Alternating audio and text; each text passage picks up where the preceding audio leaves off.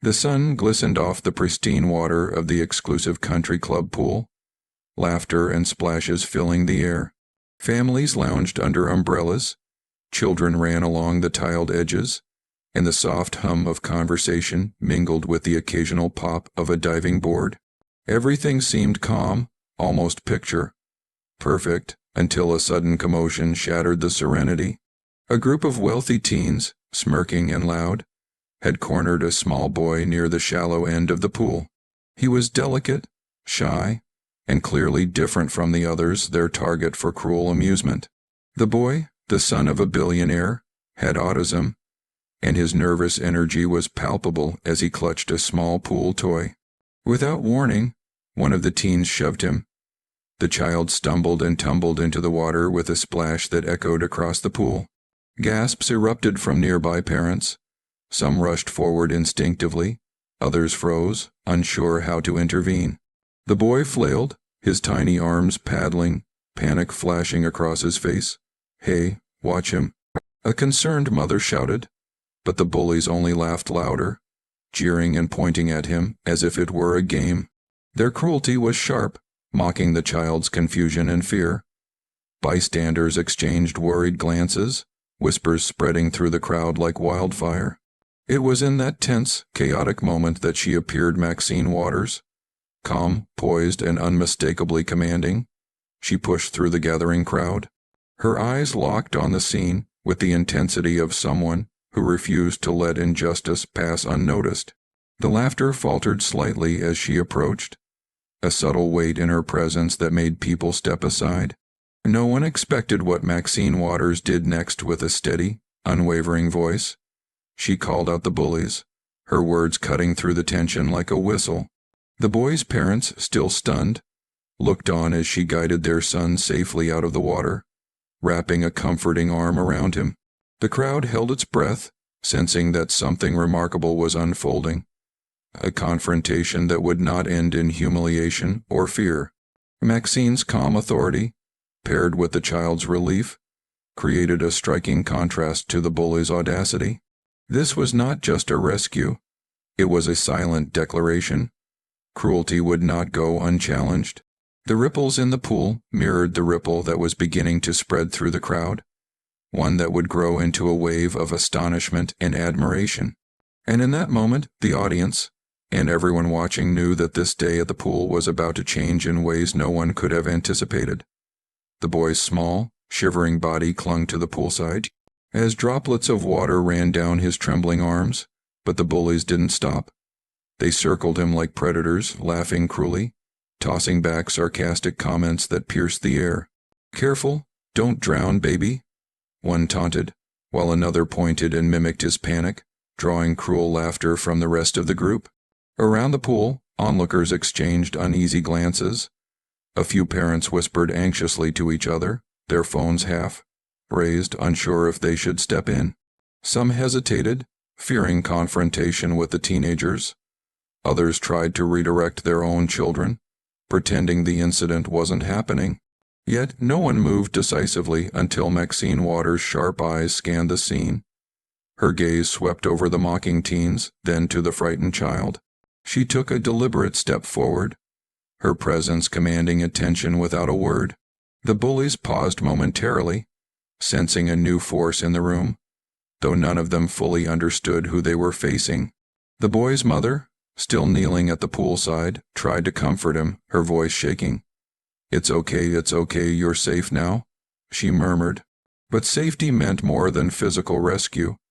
Someone had to stand up and challenge the arrogance and cruelty that had overtaken this moment. Maxine moved closer, her steps calm but purposeful. The crowd seemed to lean in, the murmurs of shock and anticipation growing. She stopped a few feet from the bullies and looked them in the eyes. There was no hesitation, no anger in her voice, only clarity and authority. "You think this is funny?" she asked, her tone quiet but firm, carrying over the laughter like a sudden wave that silences a storm. The teens froze, taken aback by the composure in her voice. Maxine's presence alone seemed to shift the energy around the pool. The boy, sensing her calmness, began to relax slightly, trusting her without understanding why. Some bystanders began filming, their curiosity now driven by awe instead of idle observation. Others whispered to neighbors, "Who is that? She's incredible."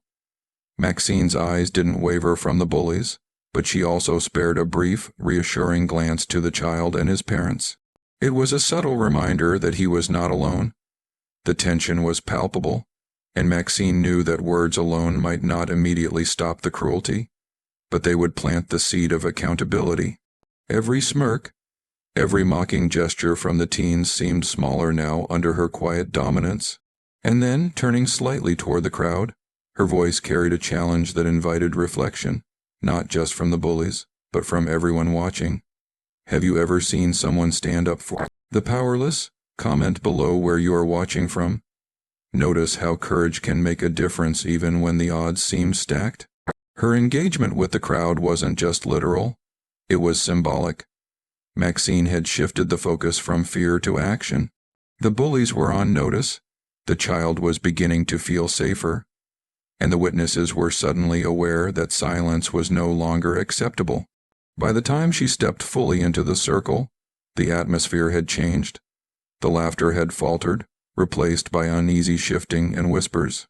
Maxine Waters had made it clear. This would not be a moment of humiliation. She was here, and she would not allow cruelty to dominate. The stage was now set. What came next would shock everyone, and no one in that pool would forget the name Maxine Waters. The bullies, still chuckling, barely noticed her at first.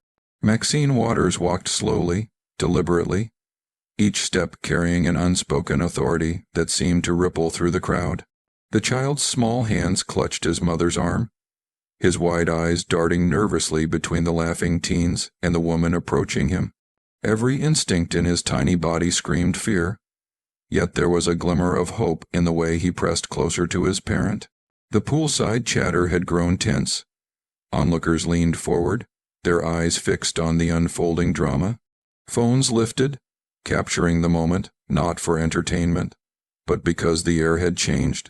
Maxine's presence demanded attention. She was calm, yet the calm of someone who would not tolerate injustice. The bullies began to shift uneasily, sensing her eyes like spotlights trained directly on them. Enough. Maxine's voice rang out, soft but commanding, cutting through the nervous murmurs and the fading laughter. It was not a shout, but a tone of such certainty that the bullies froze mid-motion, unsure if they had been caught in a mistake far bigger than themselves. The child whimpered, still clinging to his mother, and Maxine's gaze softened just enough to reassure him that danger was ending. She didn't swoop in like a storm. She didn't yell or scold. Her calmness was the anchor in the chaotic moment. The crowd felt it too. The tension that had been thick and stifling began to shift. People held their breath, sensing that what they were witnessing was more than just a confrontation. It was a lesson in courage. "Look at what you're doing," Maxine continued, her words deliberate, measured. "A child doesn't deserve this, not here, not anywhere." She stepped closer, close enough for the bullies to see the firmness in her stance, the quiet fire in her eyes. The child's mother finally exhaled, relief mingling with lingering worry, as she saw Maxine's presence envelop her son like a shield. Other parents nudged their children back, whispering reassurances, but none dared step between Maxine and the teens. She had become the pivot point of the moment, the force that made indecision impossible. Some teens tried to laugh nervously, but their voices faltered. The mockery that had once been loud and confident now sounded hollow, almost desperate. One of them fidgeted, glancing at the gathering crowd, noticing the phones raised in recording, the whispers spreading like wildfire. They realized this was no ordinary confrontation. They were being watched, judged, and called out. Maxine didn't raise her voice. She didn't gesture wildly. Her power lay in restraint, in the quiet clarity that said without words, "You are wrong, and I will not let this pass." Every step she took was deliberate, every glance unwavering. The child felt it instinctively, the tension in his shoulders easing slightly as he allowed himself a trembling breath. The crowd around the pool began to murmur. "Who is she?" someone whispered. Another nodded, eyes wide, realizing that this woman wasn't just intervening. She was demanding accountability. Even the most confident bullies started to doubt themselves. Maxine reached the edge of the group and extended a gentle hand toward the child, guiding him closer, shielding him subtly from the jeering teens. Her calm presence created a protective bubble, an unspoken promise that he was no longer alone. And yet, despite the relief spreading across the boy's face, the tension didn't fully dissipate. Everyone could feel that the confrontation was far from over. Maxine had arrived, she had intervened, but what she would do next, how she would fully confront the bullies and ensure justice, remained a question hanging over the pool like a charged storm cloud. The audience, both in person and through their phones, leaned in closer, holding their breath. Maxine Waters had turned a moment of fear and humiliation into a stage for courage, and everyone watching sensed that the next move would leave an unforgettable mark. The laughter of the bullies bounced off the pool tiles, but now it sounded unsure, tentative. Maxine Waters stood a few feet away, calm, composed, her gaze fixed on the frightened child. She had not yet raised her voice beyond the quiet, firm commands of the last moments. She didn't need to. Her presence alone was already shifting the energy around her. Meanwhile, the crowd began to stir. Some onlookers leaned closer, their expressions a mix of curiosity and awe. "Wait, isn't that Maxine Waters?" whispered a woman near the lounge chairs. Another man glanced at his phone, lowering it slowly. "It is her." The senator. The realization spread quietly at first, like ripples in water, then grew, capturing more attention as people began to whisper among themselves. The bullies, however, were oblivious to them. She was just another adult stepping in, perhaps annoyed at the disruption. They smirked, rolling their eyes, confident that this intervention would fade away in a few moments. One even muttered, "Who does she think she is, stepping in like that?" Their ignorance of who they were really dealing with added tension, making the eventual reveal all the more satisfying for the audience. Maxine didn't rush. She understood the power of patience. The scene was unfolding exactly as it should. The bullies, thinking they had the upper hand, continued their mockery. The child remained close to his mother, hesitant but beginning to feel the subtle security of Maxine's presence. Every step she took was measured, deliberate, designed to let the gravity of her arrival sink in. The crowd's murmur grew louder, small fragments of recognition reaching the ears of the teens. That's Maxine Waters, the senator," someone whispered. Another voice confirmed, "Yes, the same one who speaks up for the community and fights injustice." Slowly, a sense of awe began to replace the confusion in the spectators' expressions. People stopped whispering and turned fully toward the scene, their attention now rapt. Even as the whispers spread, Maxine maintained her calm demeanor. She didn't raise her voice. She didn't call attention to her influence. She didn't flaunt her position. Instead, she let her presence speak volumes. A quiet, unyielding force that demanded respect, not through words, but through the way she carried herself. The bullies, still unaware, made a small misstep. One of them nudged the child roughly, expecting a nervous reaction. But the child had begun to sense Maxine's protective authority. Even if he didn't fully understand who she was, the energy around her told him he was no longer powerless. The slight pause in the bullies' confidence marked the first crack in their bravado. The spectators, now fully aware of Maxine's identity, exchanged looks of astonishment. Phones remained raised, recording every second. The audience at home, if these clips were shared, would feel the tension too. The quiet before the storm. Everyone could sense that the moment was about to escalate, but the timing was controlled, deliberate, and wholly in Maxine's hands. She glanced briefly at the child, offering a reassuring smile that communicated more than words ever could. Then she turned her attention back to the bullies, letting the weight of anticipation hang in the air. They still didn't realize who they were up against, and that ignorance only heightened the suspense. Every second that passed made their eventual realization even more impactful. Maxine Waters had orchestrated the scene with subtle precision. She had arrived, intervened, and created a protective bubble around the child. She had shifted the crowd's energy, turning bystanders from passive witnesses into engaged participants. And yet, she had not yet unleashed the full force of her authority. That moment, the recognition, the confrontation, the undeniable moral weight, was still to come. For the spectators and the child alike, the tension was nearly unbearable. Everyone could feel it, the silent electricity in the air, the knowledge that something remarkable was about to unfold.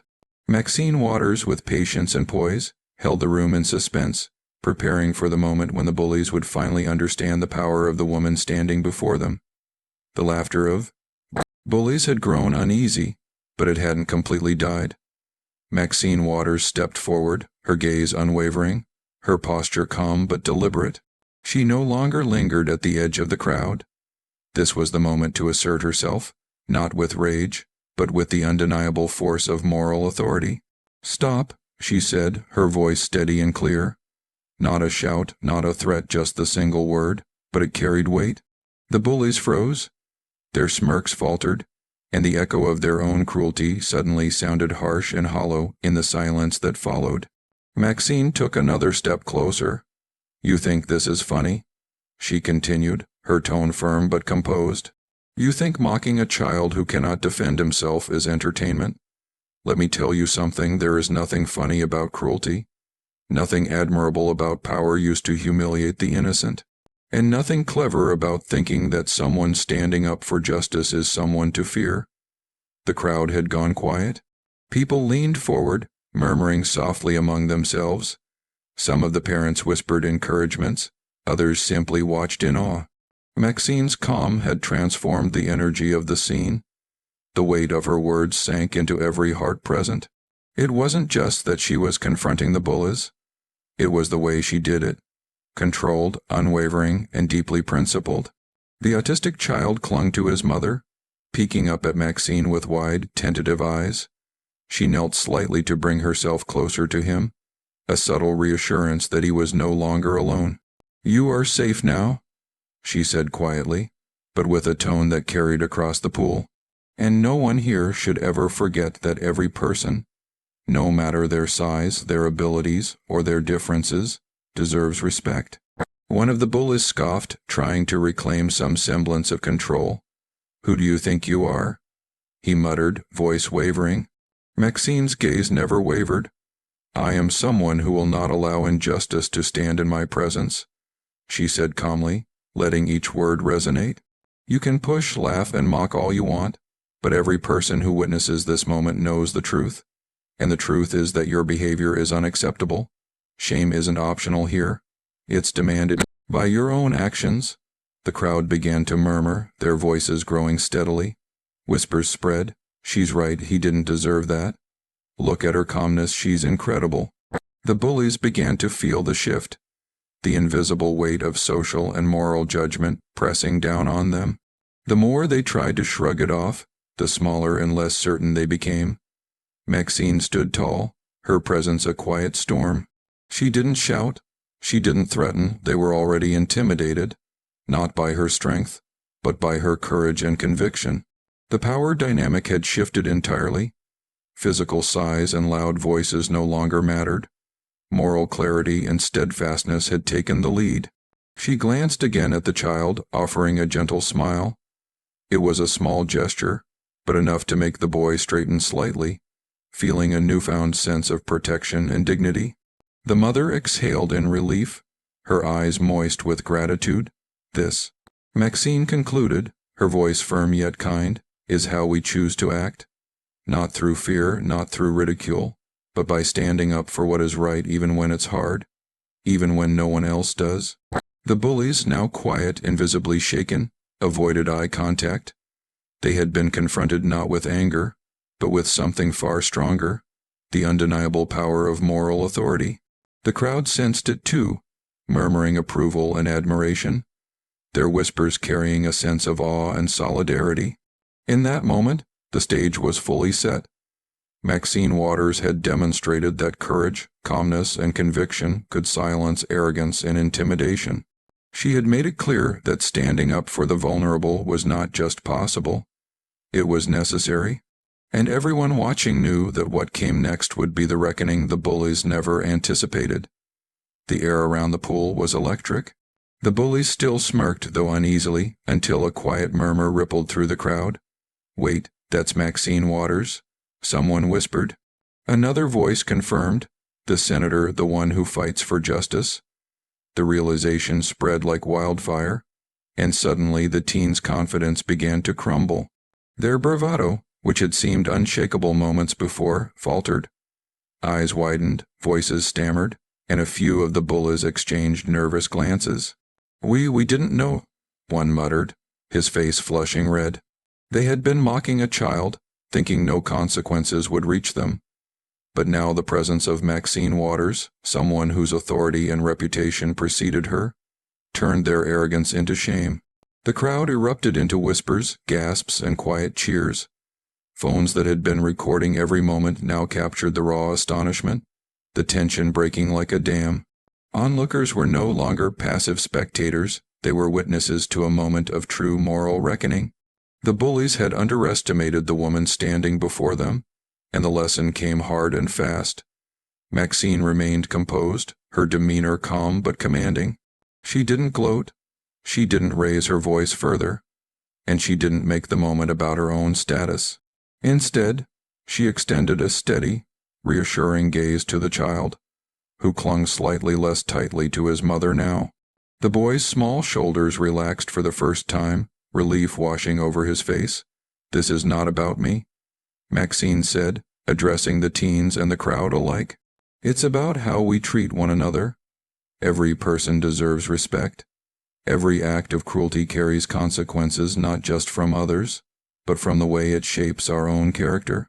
The bullies looked around, now aware that dozens of eyes, both in person and through recordings, were judging them. Their laughter had vanished, replaced by a deep, uncomfortable silence. They shifted from foot to foot, embarrassment burning their cheeks. Maxine's calm authority, combined with the weight of public awareness, had made intimidation ineffective. Her courage had transformed fear into moral clarity. Some bystanders began to clap softly, a few louder than others, until the applause swelled into a chorus of approval.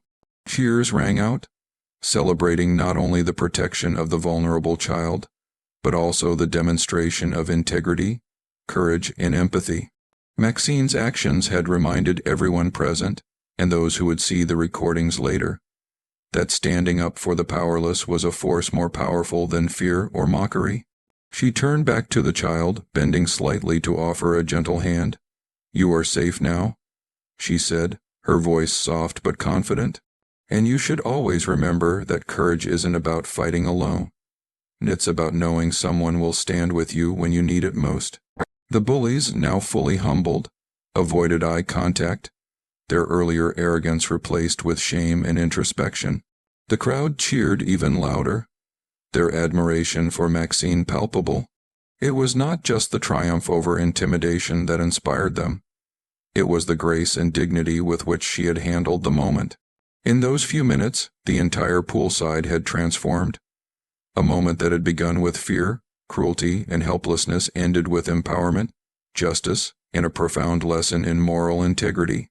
Maxine Waters had shown that true strength is not loud, flashy, or aggressive. It is measured, principled, and unwavering, a force that can silence arrogance and uplift the vulnerable. And as the cheers continued, the message was clear. Courage tempered with compassion always triumphs over cruelty. By the end of the day, the story of what had unfolded at the pool was no longer confined to the sunlit tiles and lounge chairs.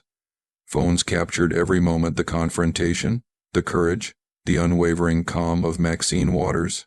Clips were shared, uploaded, and reposted across social media platforms, spreading like wildfire. Within hours, millions of viewers around the world were witnessing the same scene. A vulnerable child threatened by bullies, and the extraordinary woman who stood up for him. Comments poured in by the thousands. People praised Maxine not for anger, not for intimidation, but for her grace, courage, and moral clarity. "This is true leadership," One viewer wrote, "Standing up for what is right without losing your composure. That's inspiring." Another commented, "Maxine showed the world that protecting the vulnerable is more powerful than any act of cruelty." The footage went viral not just because it was dramatic, but because it embodied a universal message: integrity and courage matter. Meanwhile, the bullies faced consequences far beyond the embarrassment of that afternoon. Parents were contacted, school authorities were informed, and friends and peers began to discuss the incident. The once loud and confident teens had become symbols of what happens when arrogance meets accountability. The social repercussions were immediate and unavoidable. Humiliation, reflection, and lessons learned. The bullies could not ignore what had happened, nor could the world watching. For the child, the experience was transformative. Once shaken and afraid, he now felt the comfort of safety and support, his eyes bright with newfound trust. He had witnessed someone step in not to punish, but to protect and uplift. Maxine Waters' actions had provided more than a rescue. They had planted a seed of confidence and courage that would stay with him for a lifetime. News outlets quickly picked up the story. Headlines celebrated Maxine's intervention, framing her as a symbol of justice, empathy, and empowerment. Experts commented on how her calm, principled approach had silenced intimidation far more effectively than confrontation ever could. Across the globe, parents, teachers, and community leaders shared the footage, using it as an example of moral leadership in action. And as the world watched and shared, the message became clear. True courage doesn't rely on strength alone. It relies on conviction, empathy, and the unwavering determination to protect those who cannot protect themselves. Maxine Waters had shown that one person's presence, calm and firm, could ripple outward, creating a wave of change that inspired millions. Finally, for viewers watching this unfold, the call to action was unmistakable. If you believe in standing up for the vulnerable, if you believe in confronting injustice with integrity, type respect in the comments. Subscribe for more stories that celebrate courage, compassion, and the triumph of moral authority over cruelty. In a world where indifference often feels easier than action, Maxine Waters reminded everyone that courage, empathy, and justice are powerful tools. A single act, performed with unwavering conviction, can change lives, shift perceptions, and inspire millions. And for one child, one poolside moment, it made all the difference.